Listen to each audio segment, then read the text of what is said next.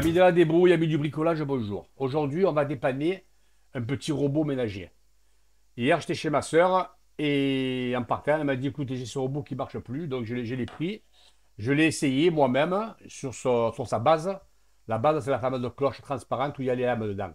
Donc, vous mettez les ingrédients, ça, et ensuite, vous prenez ça, vous le posez dessus et vous appuyez sur un bouton. Celui-là, il y en a 5. Et ça tourne. Et vous devez rester appuyé. Bouh, voilà. Le problème, moi j'ai essayé, ça n'a pas marché. Bon. Alors je l'ai démonté, j'ai récupéré que le moteur et j'ai laissé le reste chez ma soeur. Donc, en le récupérant, je suis arrivé à la maison, hier j'ai jeté un coup d'œil et j'ai regardé voir si je ne trouvais pas un contacteur, un micro-contact. Vous savez ces petits micro-contacts qu'il y a de sécurité sur les machines. Je ne l'ai pas trouvé, je n'ai pas fait gaffe, disons. Alors je l'ai démonté, je l'ai ouvert et j'ai testé tous les fils, toutes les options. J'ai testé toutes les continuités à l'aide d'un mini contrôleur de tension ou un mini contrôleur de continuité. On est bien d'accord? Donc je l'ai testé hors tension. On va le démonter ensemble puisque j'ai tout remonté hier. Je ne l'ai pas réparé encore. Donc j'ai dit pourquoi pas faire un tuto. Parce que c'est ce petit problème, ça arrive à tout le monde, hein. Bon, bref. On va se le démonter ensemble, on va se le faire en live et je vais tout vous expliquer. Allez, à tout de suite.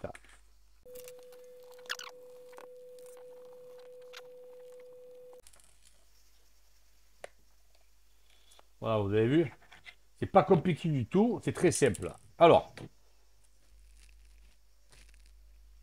je vous explique. Vous voyez tous les fils là? Je suis parti de la prise, j'ai mis mon, mon testeur de continuité, d'accord? J'ai mis ça à 1 et ensuite j'ai regardé de partout la continuité, voir si tout était bon. Tout était bon, sauf quand je suis arrivé ici. Quand je suis arrivé ici, là, j'ai dit, c'est quoi cet appareil? Alors, je l'ai démonté, je vais le démonter devant vous aussi.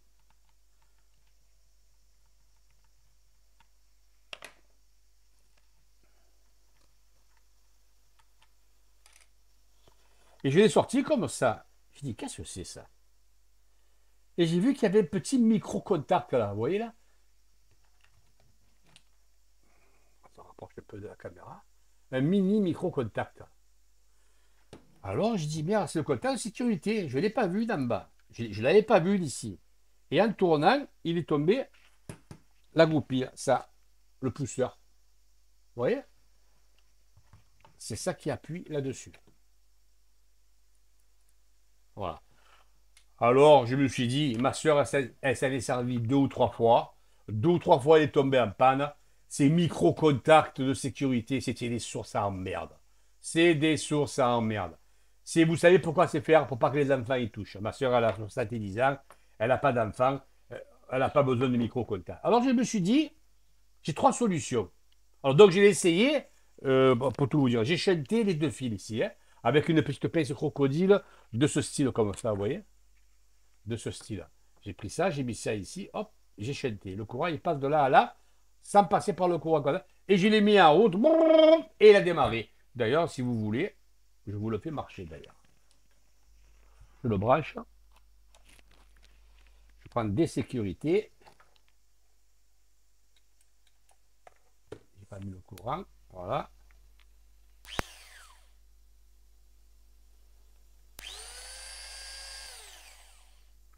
Voilà, vous avez vu, ça marche. Alors, j'ai 3 solutions pour dépanner cet appareil, pour le remettre en état de marche et pour plus qu'il fasse chier surtout. C'est, je vais dessouder. Alors, première solution, c'est de changer le contacteur. Parce que le contacteur doit avoir un petit défaut. D'accord? Ou peut-être que c'est là, j'ai pas le bol avec moi. Si j'avais eu le bol, j'aurais pu réessayer. Mais si ça a fait ça pendant X temps, si moi je l'ai mis en route, ça n'a pas marché, c'est qu'il fera chier tout le temps. Soit changer le contacteur, où je vais trouver ça. Où je vais trouver ça. Et j'ai pris une loupe. J'ai pris une loupe et j'ai regardé et j'ai vu qu'il y avait marqué 220 volts, 2 ampères. 2 ampères, je dis P égale UI, 220 que multiplie 2, ça fait 440 watts. Vous voyez d'accord? Je regarde l'appareil, je regarde l'étiquette de l'appareil. Ici, vous voyez là, à l'intérieur, il y a une étiquette. Donc, je l'ai regardé. Je vais changer de lunettes. Ça va aller mieux. Et là, je vois marqué en chinois, parce que je comprends le chinois maintenant, depuis que je vais chez AliExpress. J'ai oublié de vous le dire. Elle l'a acheté chez Temu. Hein. C'est pareil qu'AliExpress, c'est la même merde. Hein. Bon, on dit chinois, c'est mort. Vous l'aurez pris, c'est pareil. Oh, par la poubelle. Hein. Tout le monde aurait fait ça. C'est ce qu'elle voulait faire à ma soeur. Hein. Bon. Donc, je vais lui donner une deuxième vie. Regardez à l'intérieur. Il est tout neuf. Il n'y a pas un brin de poussière, pas un brin de gras. On en revient au moteur. Je vois marqué 120 watts. Donc, c'est un moteur qui tire 120 watts. Avant de découvrir ça, j'ai oublié de vous dire, avant de découvrir le contacteur, j'ai testé la bobine. La bobine, vous mettez ici et ici. D'accord? Et vous regardez si vous avez une continuité. S'il y a une continuité, c'est que les filaments de la bobine, qui est ici, là, vous voyez, ces filaments, ils ne sont pas coupés. Si j'avais rien eu, ça veut dire qu'il y a des fils de coupé. Je le prends, l'appareil, je le jette. Hein. Même pas, je réfléchis, contact, pas contact. Hein. Vous le prenez, vous le jetez. Mais là, j'avais la continuité au bobinage. Donc j'ai dit le moteur, il n'est pas grillé. C'est pour ça que j'ai cherché plus loin. Et j'ai trouvé ça. On est d'accord? Ça, c'est la petite parenthèse. Trois solutions se portent à moi. Je change le contacteur. Où je vais trouver ça? Je vais aller chez Atemu en Chine? Non, laisse tomber. Je coupe les deux fils et je chante. Et ça marche. Ça marchera, je serai tranquille. Troisième solution, qui pour moi est la meilleure, puisque j'ai coupé et puisque je vais avoir les deux fils, c'est d'y installer un fusible thermique. Qu'est-ce que c'est qu'un fusible thermique? C'est un fusible que l'on met, ça marche tout le temps. On le trouve souvent sur des radiateurs électriques. On le trouve sur beaucoup de machines ménagères, mais de haut de gamme, vous savez. Et ce fusible thermique, il sert à quoi? Il sert à protéger, je vais vous montrer, les bobines, le bobinage, le moteur. C'est-à-dire, si imaginons que vous forcez sur le moteur, qu'il force, et que les pales restent coincées, donc il va forcer le moteur. Pour éviter qu'il se grille, c'est le fusible thermique qui va péter. Je me suis bien fait comprendre. Voilà. Hein.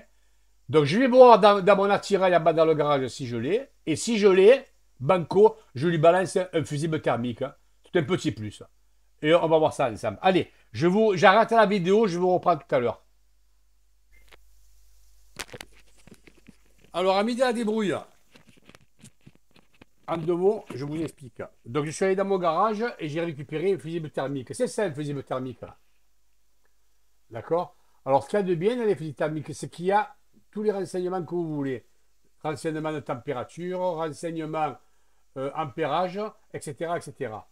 Bon, là, on ne voit pas bien à la caméra, mais bon, ils y sont les renseignements. Il vous faut de bonnes lunettes et une loupe. Bon, il s'avère que j'allais couper et souder ça entre. Et je me suis rendu compte, j'ai un peu regardé un peu le moteur un peu de plus près, et je me suis rendu compte, regardez, cher ami, il est équipé déjà d'un fusible thermique, le moteur. Vous voyez, ils ne sont pas si cons que ça, les Chinois. Hein. Voilà. Donc, étant donné qu'il est déjà équipé d'un fusible thermique, il était caché en dessous, je ne l'avais pas vu. Donc, il fallait que je coupe le Risland ici pour le décortiquer. Mais il y est, j'ai regardé, il est, euh, il est taré à 4 ampères, donc c'est pas mal, c'est bien. Moi, j'avais trouvé que les 10 ampères, ça faisait un peu trop. Donc, je ne vais pas le mettre, le fusible thermique, puisqu'il y en a un. Et banco, on va couper le contacteur et on va les souder entre eux. On va faire un shunt, ce qu'on appelle. Allez, c'est parti. On fait ça tout de suite en live. Je prépare le matériel et je vous reprends de suite. Allez, c'est parti. On ne fait pas de commentaires. Hein.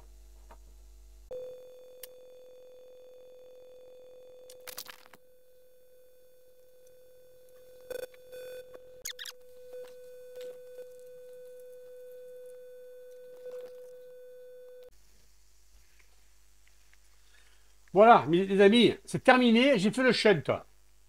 Je vais tout ranger et on se reprend pour le remontage. Allez, je mets à pause. Allez, on va passer.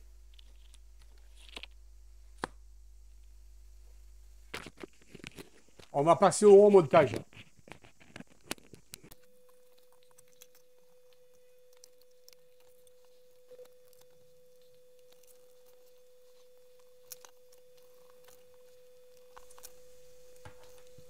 Voilà, mission accomplie. Ça, tout ça, c'est à jeter.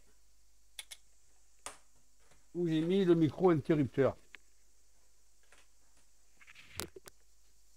Bon, on s'en fout. Et il est là. Voilà. Allez, hop, à la poubelle. Allez, on va faire les essais ensemble. Voilà. Il y a plus de sécurité, il n'y a plus rien. Ça devrait marcher du premier coup. Si je ne mets pas le courant, ça marche. C'est pas de marcher. Voilà, regardez.